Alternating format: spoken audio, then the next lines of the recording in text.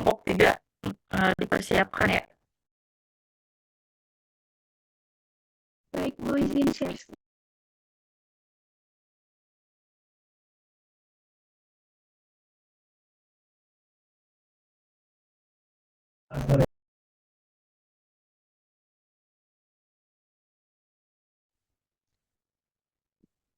Baik, Assalamualaikum warahmatullahi wabarakatuh. Selamat malam, Ibu dosen serta rekan-rekan mahasiswa yang kami hormati. Kami dari kelompok 3 kelas RPL TPPA akan mempresentasikan materi mengenai etika dan testing atau bisa disebut ECT. Metode ini merupakan salah satu teknik pengujian non-destructive test yang sangat berkaitan dengan konteks kita dalam mata kuliah perbaikan dan perkuatan bangunan gedung. Next.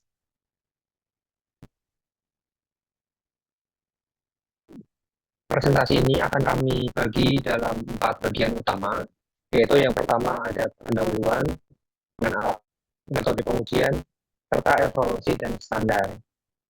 Next. Kita masuk pada bagian pertama, yaitu pendahuluan. Next. Sebelum masuk ke teknis, izinkan kami terlebih dahulu menjelaskan apa itu etika dan testing.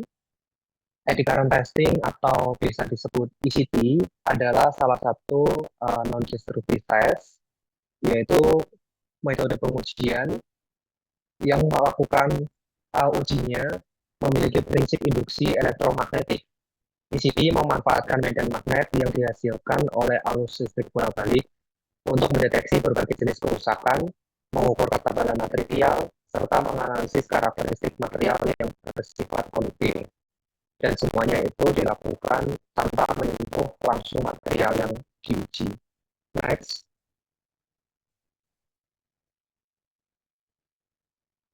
Sekarang mari kita pahami dulu konsep dasar dari arus eddy itu sendiri, karena ini merupakan inti dari cara kerja ECT. Dimulai dari arus eddy atau dalam bahasa Inggris eddy current, merupakan listrik yang muncul di dalam suatu material konduktif ketika material tersebut terkena medan magnet yang berubah-ubah. Kondisi ini disebut induksi elektromagnetik. Secara sederhana, begini teman-teman, prosesnya adalah ada arus bolak-balik atau arus AC dialirkan ke sebuah kumparan atau konduktor pertama, yaitu bisa kita sebut alatnya itu adalah probe. Kemudian arus AC ini menghasilkan medan magnet di sekitar probe tersebut.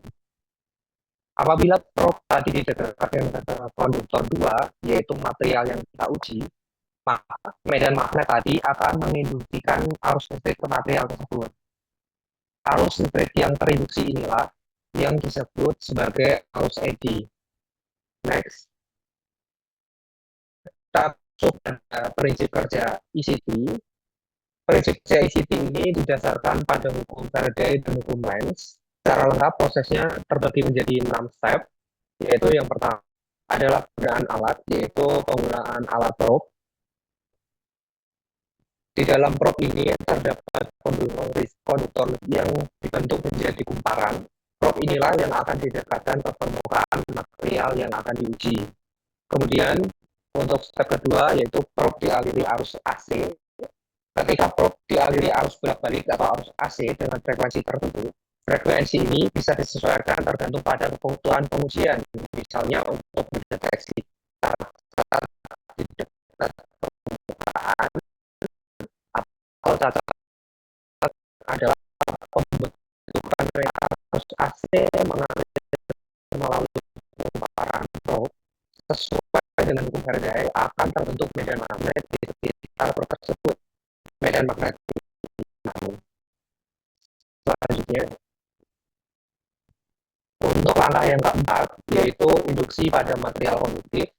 Ketika probe didekatkan ke material yang akan diuji, medan magnet yang berubah-ubah tadi akan menginduksikan arus listrik pada material tersebut.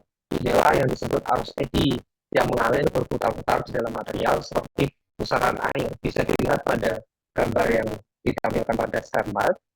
Kemudian langkah kelimanya adalah interaksi medan magnet. Arus eddy yang mengalir di material akan menghasilkan medan magnet tersendiri. Sesuai dengan hukum Lens, medan magnet pada material ini tentu berlawanan arah dengan medan magnet dari probe. Interaksi dari kedua magnet ini akan mengubah hambatan pada probe. Dan perubahan inilah yang kita catat atau kita ukur. Selanjutnya pada langkah terakhir atau langkah ke-6, yaitu deteksi catat atau defect detection. Apabila terdapat cacat pada material, misalnya retakan, lubang, ataupun korosi, arus eddy akan terganggu dan pola alirnya akan berubah. Perubahan ini dapat dilihat pada hambatan probe yang kemudian ditampilkan secara visual melalui monitor atau instrumen pengukur lainnya. Dari sinilah operator dapat mendeteksi adanya kerusakan dan jenis kerusakan apa yang terjadi pada daerah yang kita uji. Selanjutnya,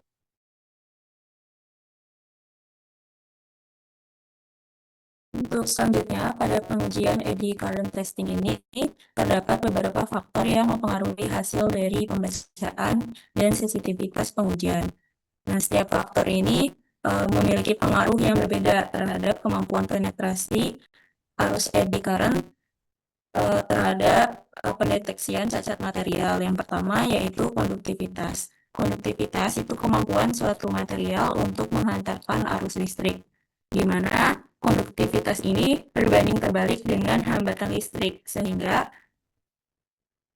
material dengan hambatan rendah itu memiliki konduktivitas tinggi, sedangkan material dengan hambatan tinggi memiliki konduktivitas rendah.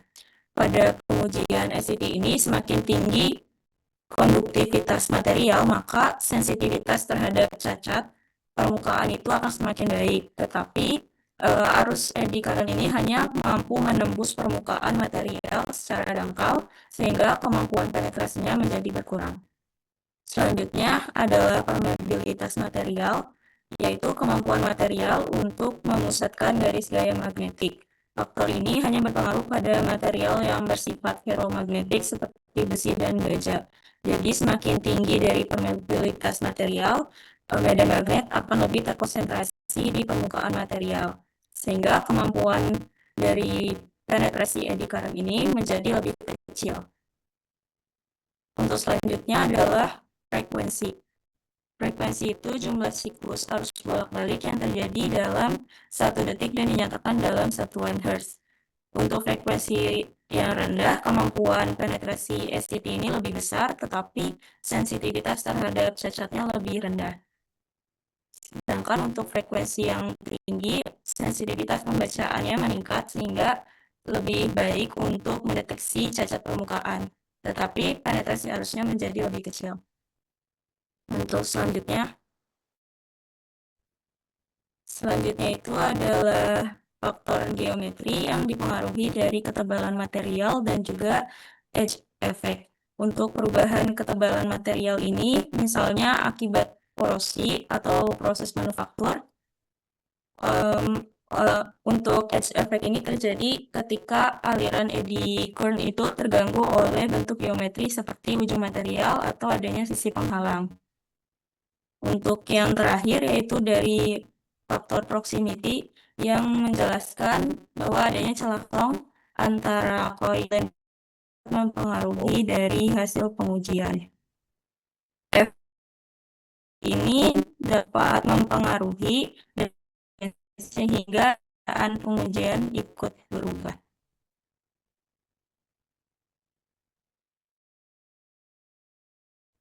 Selanjutnya, tujuan pengujian ECT. ECT memiliki berbagai tujuan pengujian yang sangat relevan dalam khususnya inspeksi bangunan dan industri. Secara umum, itu tujuannya ada 4. Yang pertama, deteksi cacat permukaan, yaitu mendeteksi berbagai jenis cacat yang ada di permukaan atau bisa dideteksi antara lain contohnya seperti crack, porositas, inklusi. Kemudian yang terakhir ada seam and lap, yaitu lipatan material pengukuran ketebalan untuk deteksi korosi, yaitu mendeteksi kerusakan yang tidak tampak dari luar, misalnya korosi yang terjadi di balik pelapisan cat atau coating, retakan tersembunyi di dalam material, serta delaminasi atau pemisahan lapisan material. Ini sangat bermanfaat karena seringkali kerusakan berbahaya itu justru yang tidak terlihat dengan mata. Next. Tujuan yang ketiga adalah pengukuran lift off, yaitu mengukur ketebalan cat atau coating non-konduktif yang melapisi suatu material konduktif. Ini berguna misalnya untuk memastikan apakah ketebalan cat pada baja atau aluminium sudah sesuai dengan spek yang ditentukan atau belum. Kemudian untuk tujuan yang keempat, yaitu mengevaluasi sifat material. Tujuan keempat ini dapat digunakan untuk mengidentifikasi jenis material berdasarkan konduktivitas dan permeabilitas magnetiknya, kemudian mendeteksi kerusakan akibat panas berlebih, serta memantau hasil perlakuan panas. Next.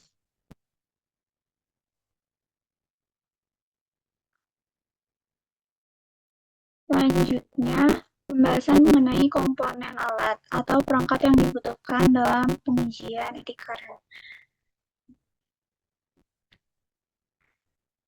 Secara garis besar, sistem pengujian e-karat ini terdiri dari 3 komponen utama.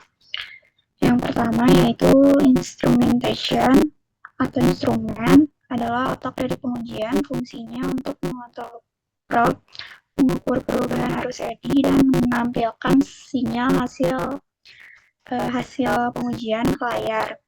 Kemudian untuk yang kedua yaitu probes atau sensor adalah ujung tombak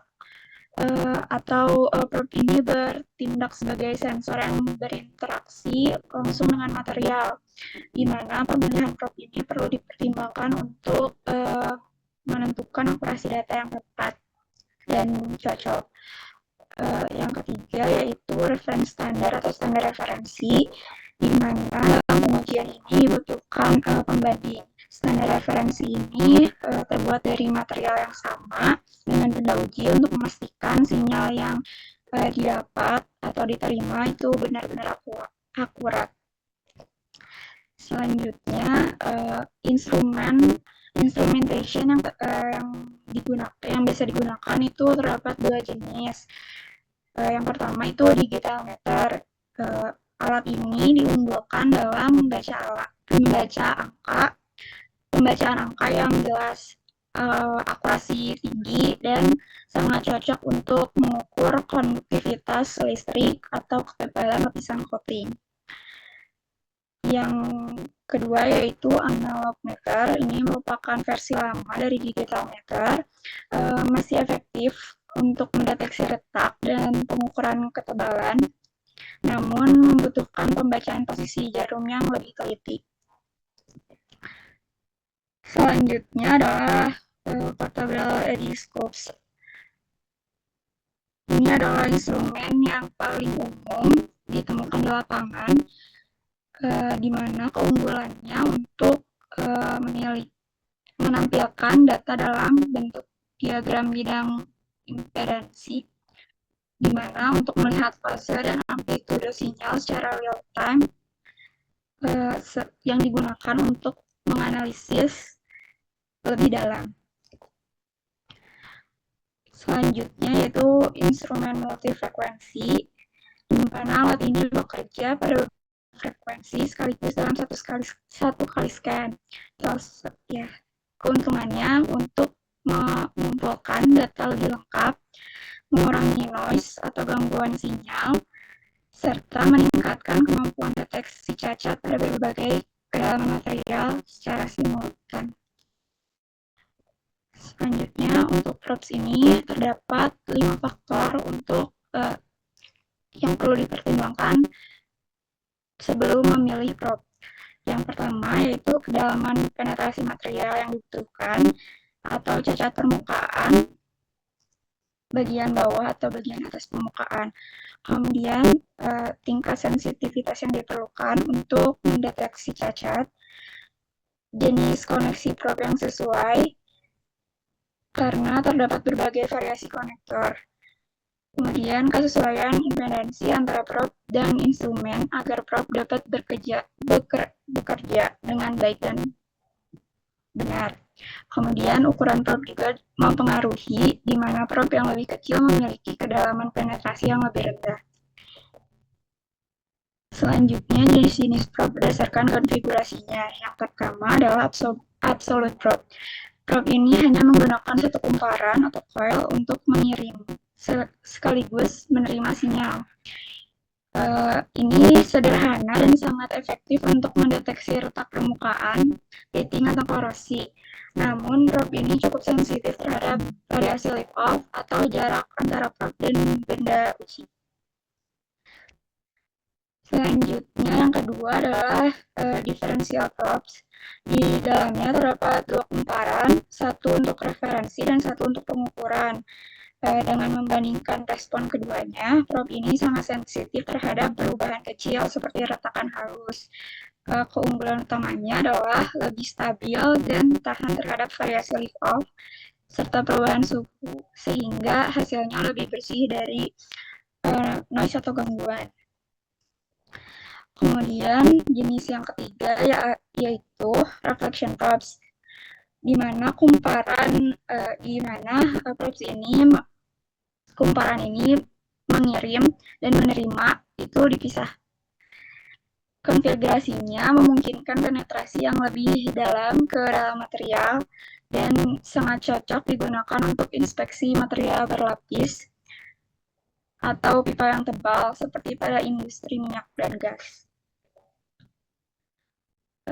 Kemudian ini ada juga jenis-jenis probe berdasarkan bentuk geometri komponen yang diuji, yaitu yang pertama surface probe atau pancake. Itu digunakan untuk permukaan datar untuk mencari retak permukaan atau mengukur ketebalan cat. Yang kedua itu encircling probe, itu berbentuk melingkar untuk memeriksa batang atau rod, kawat atau kabel dari sisi luar secara cepat.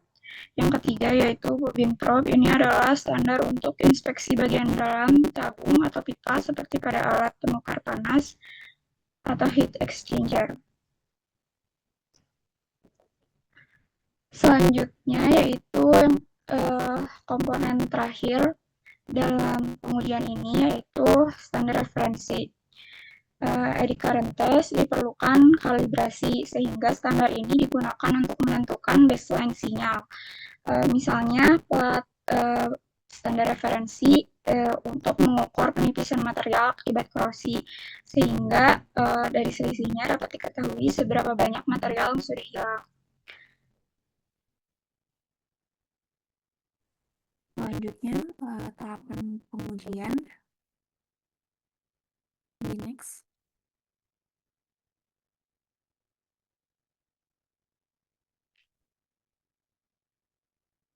Untuk yang pertama, persiapan pembukaan spesimen. Kita menyiapkan spesimen dan atau material yang akan diuji dan letakkan spesimen tidak di sekitar gangguan elektromagnetik.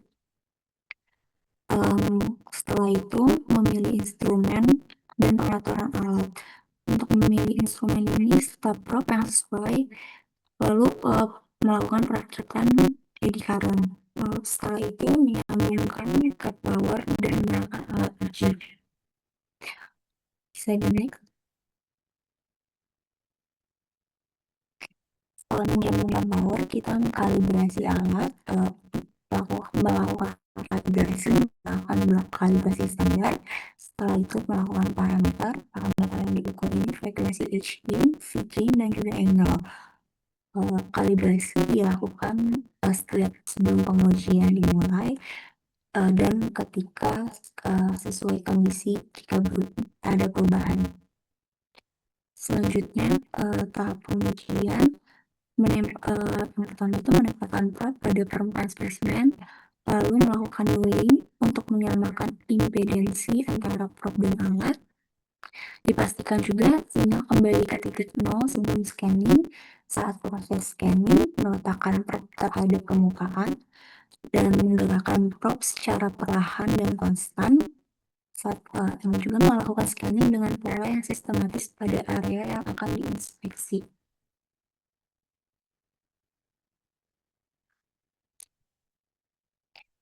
Setelah itu, melakukan monitoring dan interpretasi sinyal, mengamati perubahan amplitudo dan fase pada layar saat probe digerakkan. Jika muncul perubahan sinyal, hentikan pergerakan dan melakukan scanning ulang pada area yang sama untuk memastikan indikasinya konsisten. Setelah itu, membandingkan bentuk dan arah sinyal dengan referensi kalibrasi. Setelah dilakukan monitoring juga, kita bisa melakukan dokumentasi untuk menandai lokasi cacat dari spesimen yang diperlukan.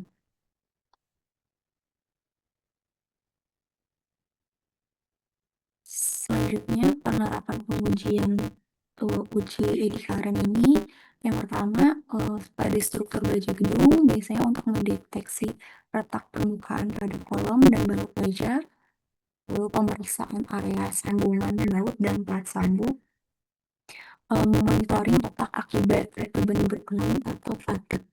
Untuk yang kedua, pengukuran ketebalan retak baja, biasanya ini sangat umum digunakan di pada tangki baja, pagar baja, atau struktur outdoor. Biasanya untuk mengukur ketebalan cat epoxy, pemeriksaan galvanis, dan quality control proteksi korosi.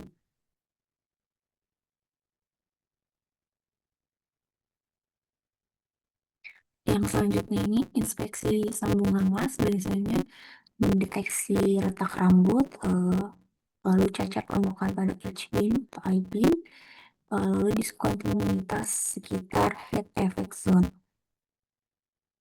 Lalu evaluasi korosi permukaan awal. Evaluasi korosi permukaan biasanya mendeteksi area kehilangan material awal, lalu inspeksi plat baja sebelum pengecatan ulang, dan monitoring degradasi struktur lama. Dan bisa juga dilakukan pemeriksaan pada jembatan baja untuk mendeteksi fatigue crack, lalu untuk inspeksi plat lantai jembatan baja, dan pemeriksaan area sekitar sambungan dan baut.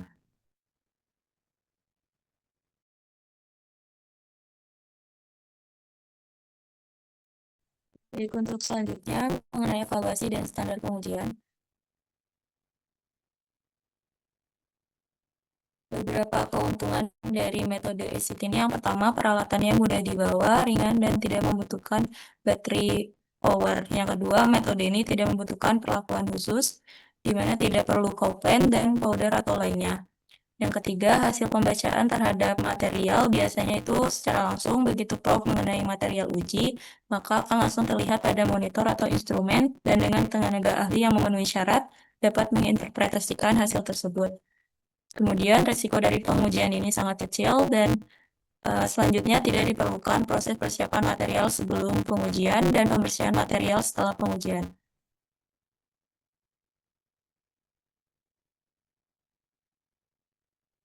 Untuk keterbatasannya, yang pertama, eddy current ini terbentuk biasanya tidak dapat menembus keseluruhan tebal material ferromagnetik. Akibatnya, pengujian terbatas pada kerusakan di permukaannya saja.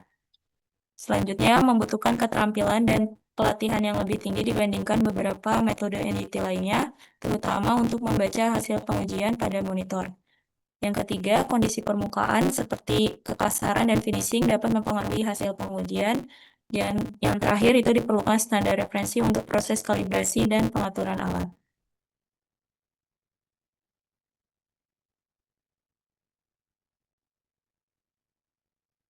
Pengujian dari ECT ini memiliki beberapa standar yang digunakan sebagai pedoman pelaksanaan pengujian agar hasil inspeksi lebih akurat dan konsisten. Beberapa standar yang digunakan itu biasanya berasal dari British Standard dan juga STM seperti terlampir pada slide.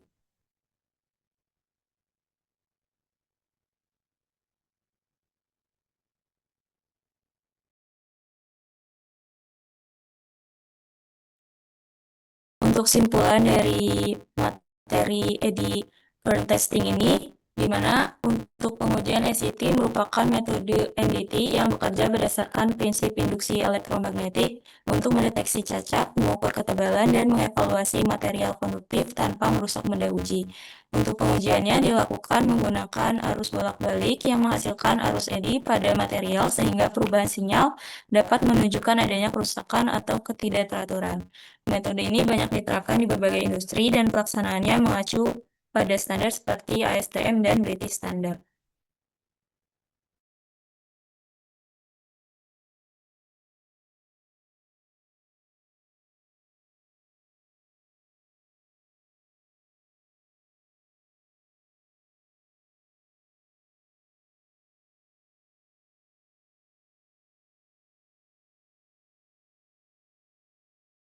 Mungkin cukup pemaparan singkat dari kelompok 3. Oke, kita buka untuk 3 pertanyaan ya.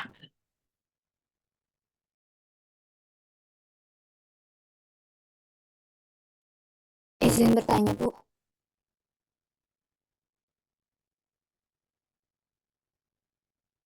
Maaf, tadi saat presentasi nggak disebutin ya absennya. Kelompok 3. Boleh sebutin absennya dulu ya. Untuk izin menyebutkan, Bu, untuk absen Nikia absen 7, Raisa absen 14, Rian absen 15, dan Yuni absen 20.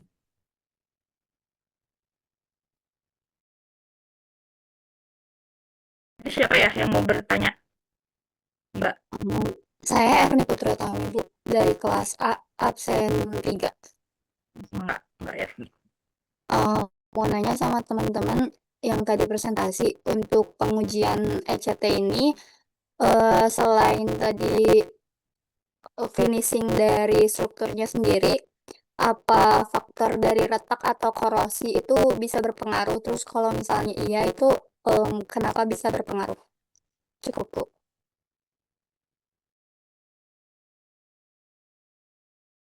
Oke. Mau langsung dijawab atau ada pertanyaan lain ya?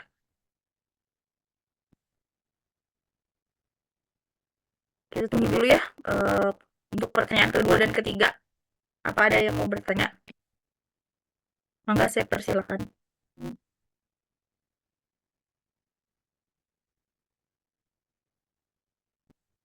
Oke, sepertinya belum ada ya. Boleh untuk kelompok 3, mangga dijawab untuk pertanyaan dari Mbak Erni ya.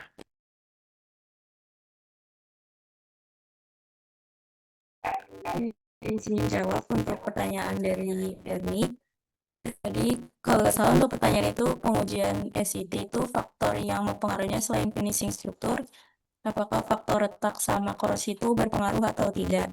Nah, untuk pengujian SCT ini sendiri sebenarnya kan tujuannya salah satunya itu untuk mengecek keretakan dan juga korosi dari suatu material. Sehingga jika terjadi adanya keretakan ataupun korosi tentu sangat berpengaruh pada hasil pengujian dari SCT.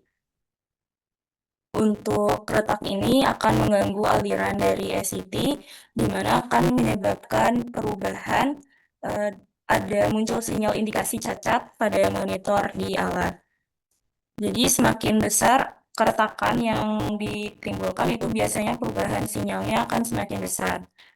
Terus yang kedua untuk korosi itu menyebabkan penipisan material sehingga pengaruhnya itu kan terhadap ketebalan dari permukaan material yang diuji. Nah, itu juga nanti akan mempengaruhi hasil dari distribusi arus eddy current ini yang ditunjukkan pada perubahan sinyal saat pembacaan alat.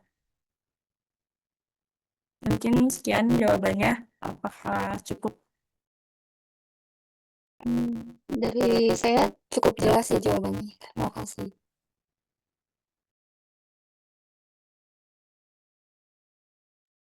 Udah terjawab ya dari yang dinyatakan Mbak Hikia ya.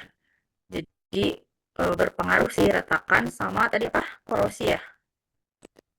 Oke, jadi hubungannya dengan gangguan arus atau sensitivitas dari apa arah arusnya itu sendiri ya. Terus korosi juga berpengaruh gitu, karena berhubungan sama penampang ya. Jadi kan biasanya kalau ada korosi itu semakin apa? Menipis ya. Berarti itu juga mempengaruhi gitu. Oke, untuk kelompok ini cukup bagus ya. Tuh, nggak ada aturan-aturan juga terkait pengujian. Nah, udah dijelaskan juga secara apa ya, menyeluruh lah ya, gitu. Oke, mungkin eh, untuk minggu ini ya kita presentasi untuk 3 kelompok. Mungkin untuk minggu depan saya masih berapa pertemuan ya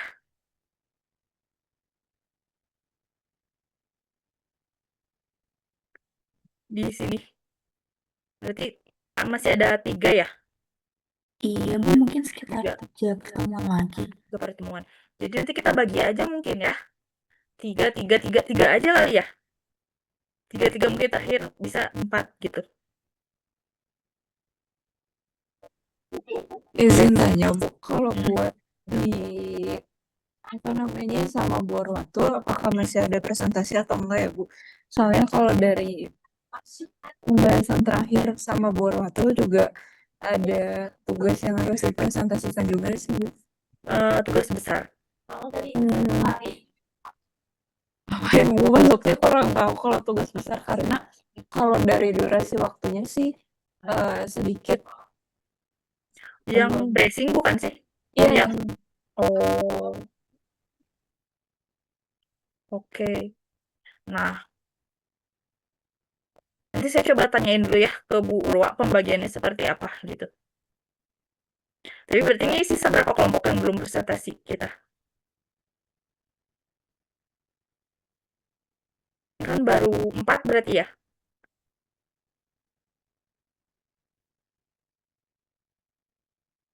Minggu lalu udah ada yang presentasi belum ya? belum sih, Bu, baru Ini berarti ini lama. baru pertama kali presentasi dengan saya ya?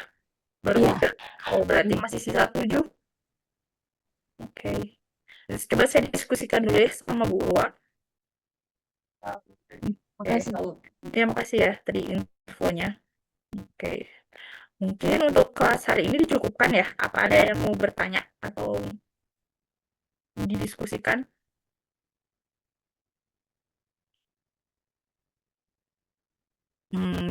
Dirasa sudah cukup kali ya.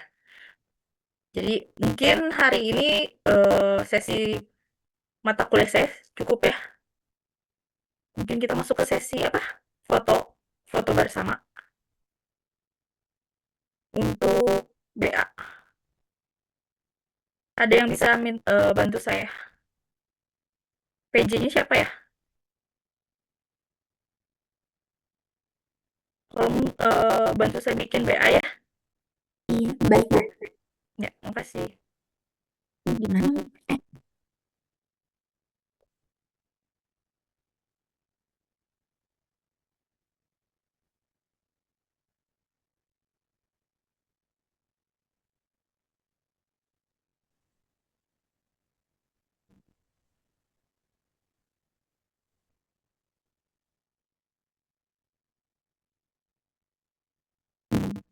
Dari slide 1 dulu kali ya. Slide 1-nya 1, 2,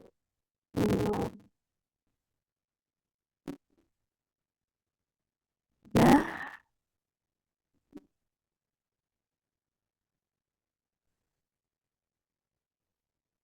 Slide 2-nya.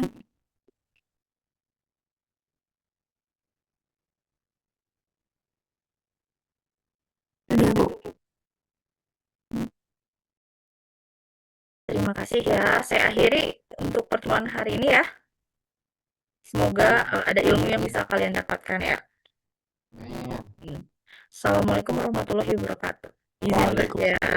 Terima kasih.